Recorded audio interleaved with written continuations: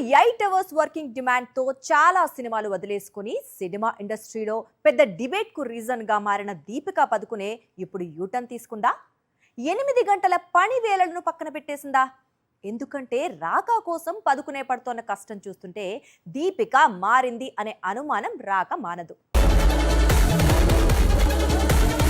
దీపికా పదుకొనే బాలీవుడ్ లో number 1 actress గా fame తెచ్చుకుంది. అయితే ఇటీవల రోజుకు 8 గంటలు పని వేళలు సరిపోతాయని, ఆరోగ్యంగా ఉన్నప్పుడే పని బాగా చేయగలమంటూ దర్శక నిర్మాతలకు కొత్త కండిషన్స్ పెట్టిన సంగతి తెలిసిందే.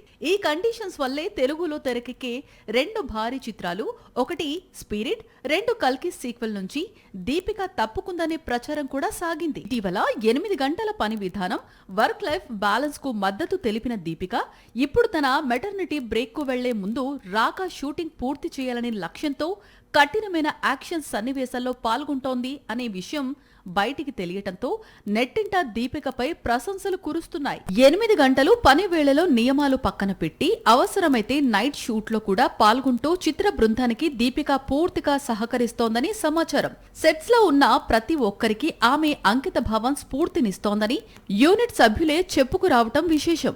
అంతేకాదు, ఇంట్లో 1.5 ఏళ్ల వయసున్న కుమార్తె దుబాకు కూడా సమానంగా సమయం కేటాయిస్తోందట దీపిక. సాక్షి టీవీ ప్రసారాలను నిలిపివేయటం చట్టరీత్యా నేరం.